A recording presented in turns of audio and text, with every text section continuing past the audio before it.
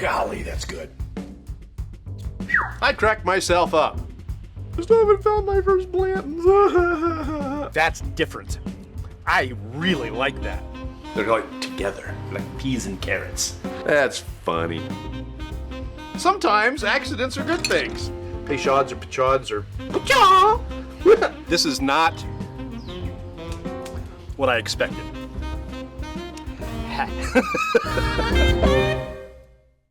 Hello, it is Thursday and it's Bourbcast time, and here we go.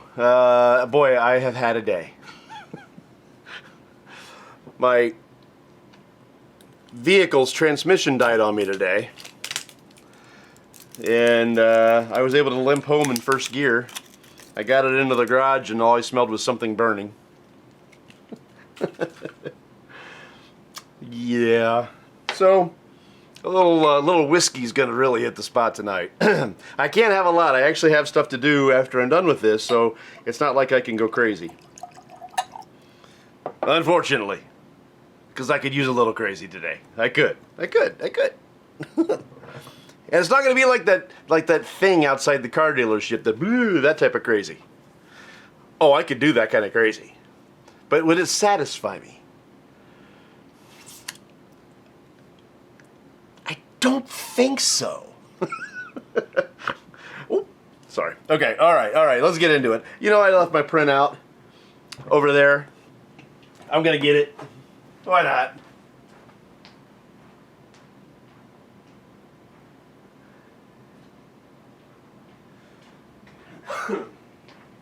All right. Okay.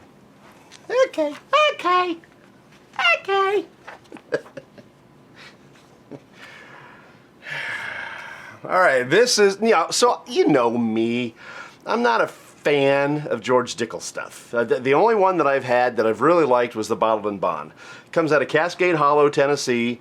Considered a Tennessee whiskey. It goes through the Lincoln County process, all those different things. So, but they are also a big distiller that they make distillate, there it was, for other producers.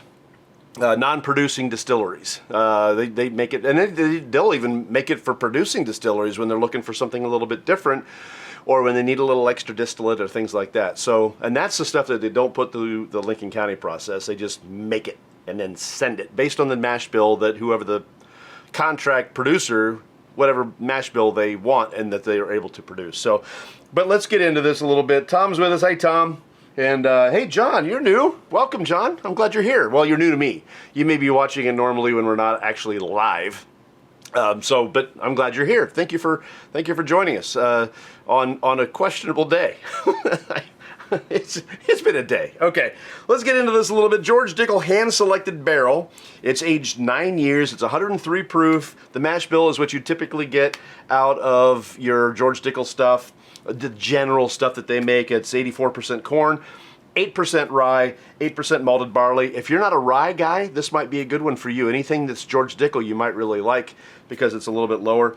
George Dickel, born in Germany in 1818, moved to the USA in 1844. Now, on the website, the George Dickel Distillery has something called the Dickel's Barrel Select.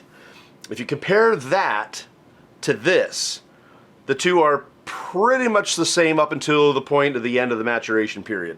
They come from the same sour mash. They undergo the same version of the Lincoln County process. They're aged in much the same place, yet the Barrel Select is no age statement.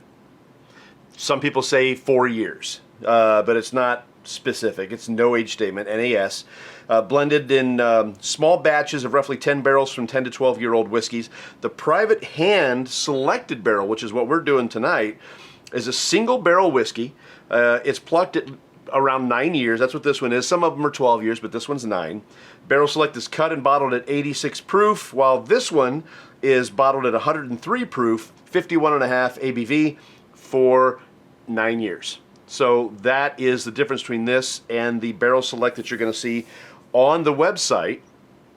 This is supposed to be something that only goes out to like special customers, right? If you are a big George Dickel fan and you go to the distillery or you go to a private label party or you're at a restaurant and they're looking for their very own George Dickel product, then this hand-selected barrel is the one that generally goes to them.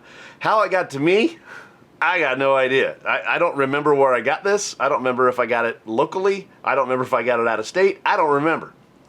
It's been that long ago. I don't remember where I got it or how much it cost me. I don't remember. So, but I can tell you this. Again, the only George Dickel one that I've really, really liked was the Bottled and Bond, 100 proof. It's a 4-year, might have been a 6-year. I can't remember. I think it's a 4-year.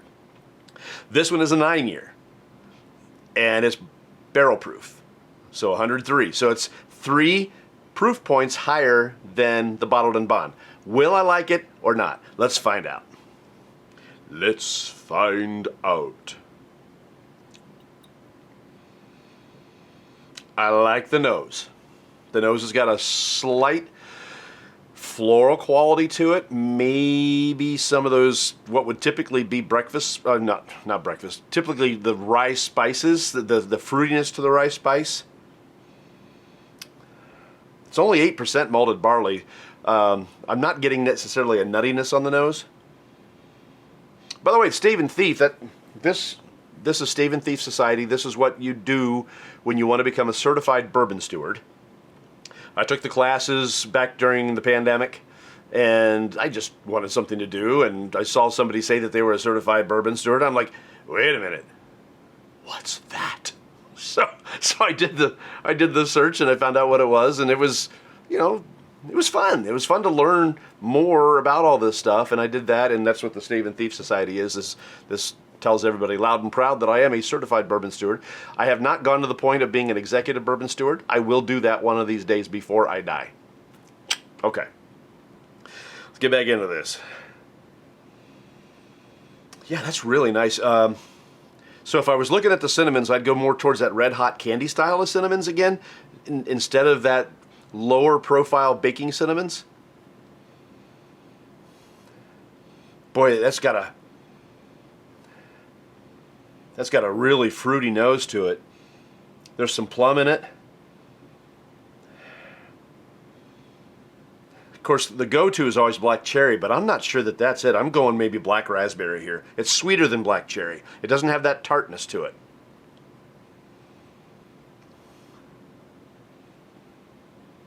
There is some sweetness there that, gosh, I want to call it honey, but I'm not sure. Yeah, I'll go with honey. If that's the first thing that comes to your mind, that's the thing that you mention. You can go deeper if it doesn't seem like a sweet honey and call it honeycomb or something else, but if that's what I got, then that's what I got. I don't need to make this more complicated than it is. I really don't. Although there's some earthiness to it, I could give it a kind of a midway cut between honey and honeycomb. All right, let's try it.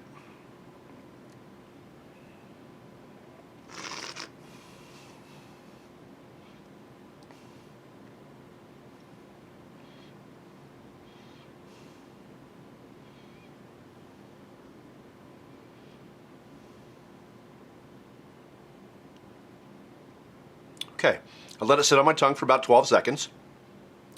The bloom was really slow, and it was not that bad.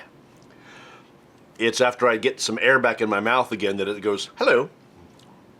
But that's kind of normal, and I kind of like that. This one has got a really nice viscosity to it. The mouthfeel is really nice. It's just slightly silky. It's not overly so. That just tells me that it's probably going to be even better with a little water on it as far as that mouthfeel goes. For the John, I know that you're new. Well, it appears you might be new. The bloom is what I call that burn. So it's going to grow on your tongue. It's going to start like in the center. It's going to grow out. It's actually a coffee term, bloom. When you pour hot water over coffee beans, they plump up, ground coffee beans, the grounds plump up, kind of like a hot dog. They plump when you cook them. but that's called a bloom in coffee, and I just use the same terminology here because that's what it feels more like. I don't like to say that alcohol burn. Call it the bloom because it's more accurate to the way that it grows and moves around on your palate. So that's what that's all about. All right.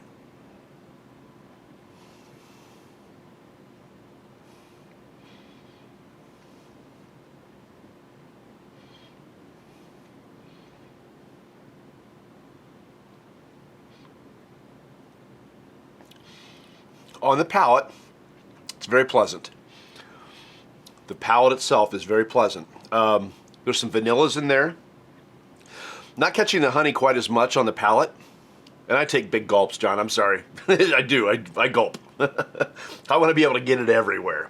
And sometimes it makes sense just to take a little sip and put it on the end of your tongue and work that around. And I admire people that are good at that. I'm not good at that. I got to get it in there. When I eat, I take big bites. I want to fill my mouth with it. I want to get flavor everywhere. So that's kind of my methodology. Anyhow, so on the palate, it's let me get it again.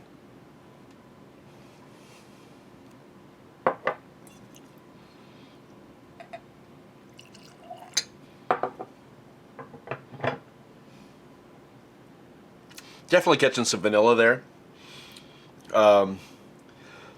More towards the baking cinnamon than the red hot cinnamon on the palate. More towards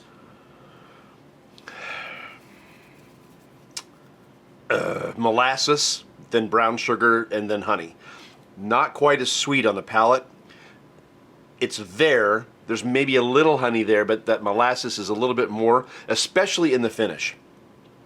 The finish is less sweet and more earthy and maybe a little more bitter than what's on the palate. And I cannot tell you that I had that same experience with the Bottled and Bond.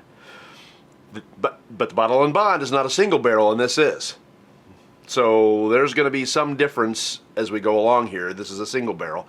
Every single barrel is going to be a little bit different. And this one, I like I said, I don't even remember when I got this. This has been a while. and if you look at the bottles that have come out since then, they don't look like this anymore. So I really wish I could remember when I got it, but I don't. I don't remember. Justin is watching, and David, and welcome. I'm glad you're here. David, my neighbor. I'm glad you're here. We're doing the Dickel. I know. It's kind of like NASCAR. That driver's name was Dick Trickle. I always giggled at that. So when you say you're doing the Dickel, it's funny. It's funny. I'm very, very immature. Just extremely immature. All right, getting back into it. See if I can give you one more flavor profile, and then we're going to add a little water to it.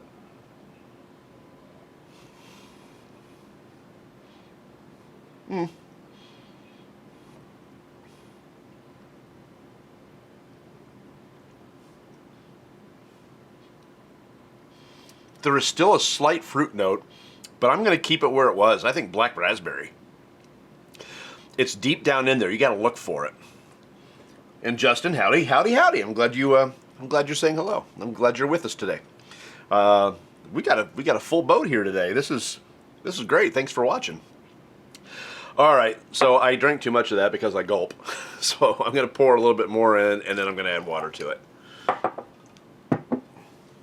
I kind of wish this was not that style of bottle. I understand why they would do it differently, but it doesn't sit on my thingy like other bottles do. And it's fine, but it's just another little thing that I could pick on stuff about. Reviewers online, they'll pick on everything you can think of. All right, so normally, well, in the past, I have added like a full milliliter of water to it. I'm trying to stop doing that, so I'm actually going to get rid of some of this.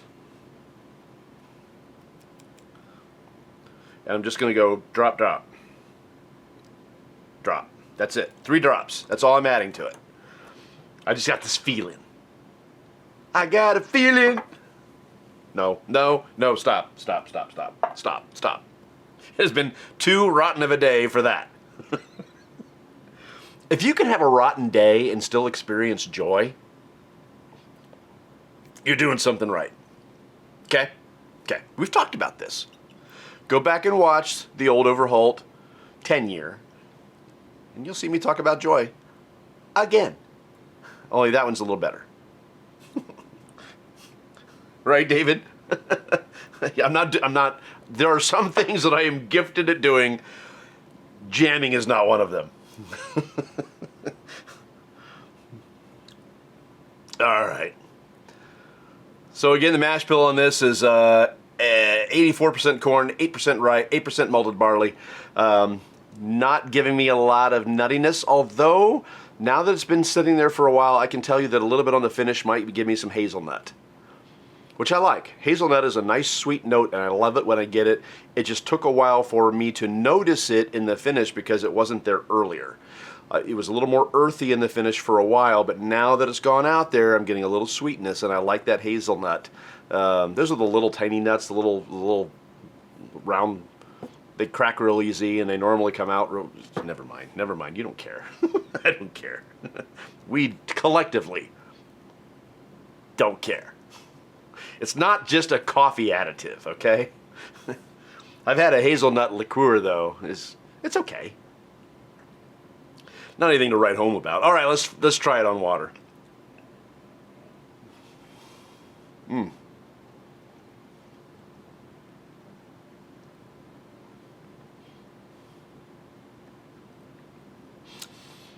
3 drops of water was it. Wow, what a difference. The mouthfeel got buttery, which I really like.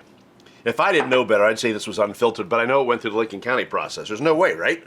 You can't have something that goes through Lincoln County and call it unfiltered. Yeah, no, you can't. You can't do that. It's not doable. Chill filtered. So it went through Lincoln County and it was chill filtered, but it's given me a really nice buttery mouthfeel. I like it. Which is odd, and you know me, I like unfiltered stuff. Chris is watching. Hey, Chris. Glad you're with us. The George Dickel hand-selected barrel. This is a 9-year. It's 103 proof. Not bad. I think of the Dickel products, this is one of the better ones. I still think I like the Bottle and Bond better. I don't know why.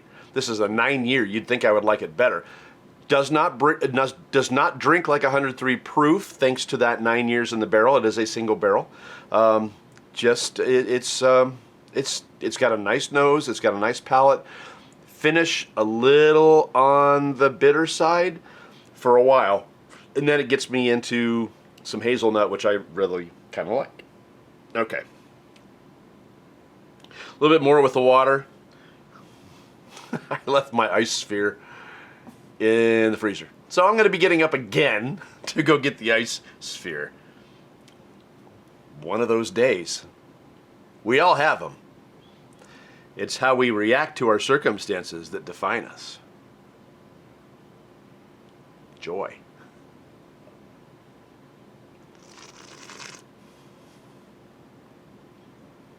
Mmm. Mmm.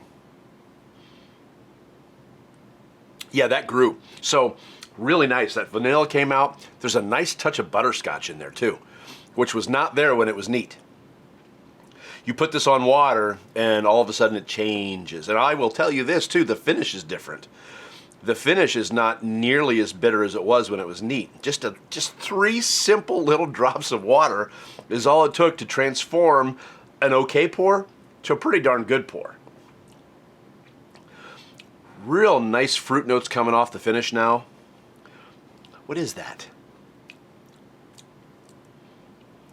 I know it's fruity, but I can't tell you what it is. It may still be that black raspberry, and I didn't get that on the finish before. It's not black cherry. It's not tart enough for that. It's sweet like black raspberry. This is with a little water on it. That's really nice. All right, Greg. Let me do this. Let me do this. Bill is watching. Little higher proof than I like, more in the 90 proof range. Again, David, it doesn't really hit that hard. If you're used to the 90 proof range, then yeah, it's gonna hit harder than you're used to. This isn't that bad. Because it's a 9-year, it's had time to mellow out in that barrel, so it's pretty smooth, all things considered. But yeah, that bloom, that burn on the palate, you're going to notice it more than you would with a 90. I do like those 90 proof pours. The problem with them now is I'm going through them too quick. I opened up the Boone County rye. This would be this stuff that they distill. No, it was small batch rye. That's still MGP. And I went through that pretty quick. And then I've got the old, Old Scout by Smooth Ambler. I've got that open now upstairs. And that's like 90-something proof or whatever. I'm going through that one pretty quick too. So, so having this one tonight, I can't drink a whole lot because I got stuff to do. But when I come back from the stuff that I got to do, I'm going to dig back into this again after it's been opened, because this is a fresh crack, just like everything. Everything I do is a fresh crack. Now, sometimes I open that sucker up and I pour it out and I pour it back in just to give it a chance to breathe a little bit. This one I didn't do that. So the little bit of breathing it's doing in this glass and a little bit it's doing with a little water on it is all it's getting. And I'm impressed with the water particularly. All right.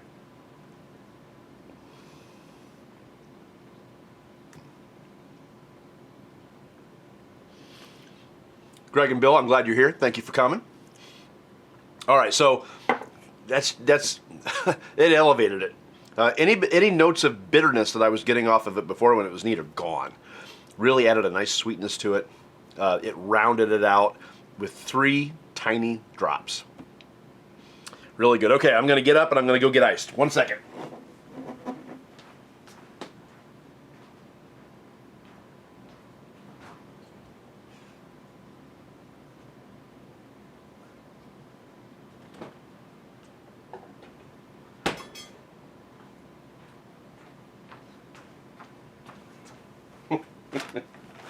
We will be forgoing the ice tonight. It is not here. I don't know. It might be upstairs because I think I did. Didn't I do last week outside? I think I did last week outside, didn't I? Yeah, so it's upstairs in that freezer, and I'm not going to go all the way up there to get ice. I can tell you, some pours are great over ice because they retain their character, and they're able to maintain their flavor, and they just cool it down. It makes it nice for this time of year. This is 103 proof. I'm going to guess, based on what it did on water, that it's going to hold its flavor on ice. I'm guessing. But you're generally not going to get too much of a change of character once you put it on ice, except you're going to mute the flavors when you cool it down. You'll mute the proof too. So Dave, if you're wanting to mute that proof and you want to try this one, then that would be one way to do it, is to put it on ice and let it cool down. You're going to mute everything. You'll mute the flavors too, which is the downside. Sometimes when you put water on it, it actually starts to pep that proof back up. So that bloom that came in the beginning, once you start sipping on that, it can go away because you get used to it. Your palate is primed. You add a little water to it, sometimes that picks back up again. And I don't know why that is. That's the strangest phenomenon I've run into, is the fact that when you add water and you downproof it even a little bit, sometimes that bloom comes back. Really bizarre. All right, so that's it for today, because I didn't bring any ice down, but I'm going to tell you what's going to happen next week, because I've had these bottles for at least a year now. And I want to get this monkey off my back, because I've got some people that are saying that this is a great pour. Well, I got some people saying this is a good pour. I don't think anybody said it's a great pour. And I've had other people tell me it's the worst thing they've ever tried. And because I've been doing so many series, I haven't been able to take care of this one. And next week, next Thursday, I'm going to take care of this one. I'm going to get this done.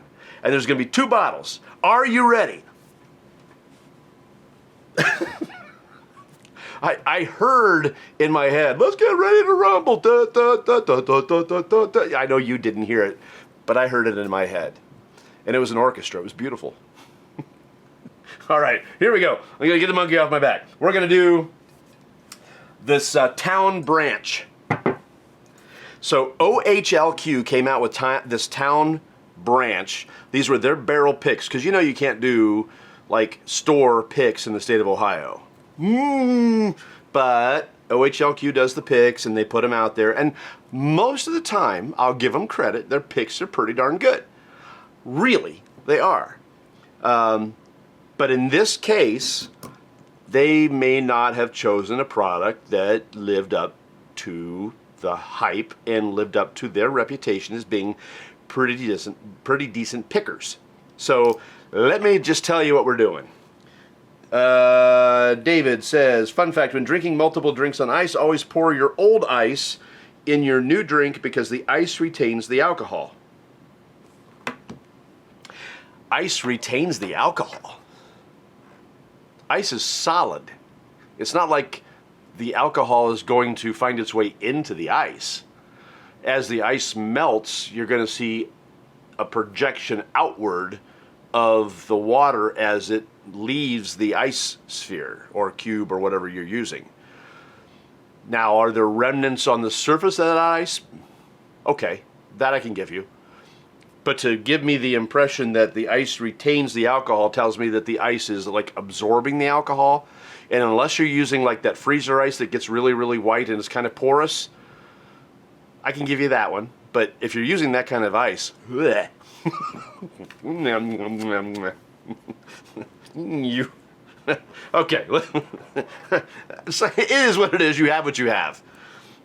You should get an ice sphere maker like I have.